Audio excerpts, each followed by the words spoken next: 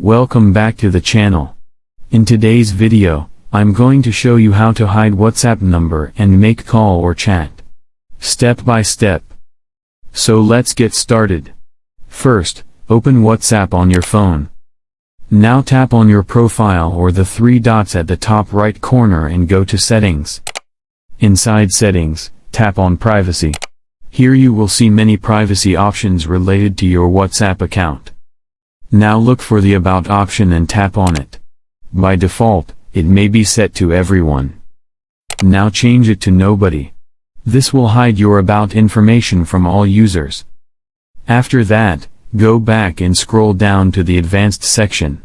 Open it and enable all available privacy options for better security and protection. Now go back again and tap on Calls. Here, turn on the option called Silence Unknown Callers. This feature automatically silences calls from numbers that are not saved in your contacts, helping you avoid spam or unknown calls.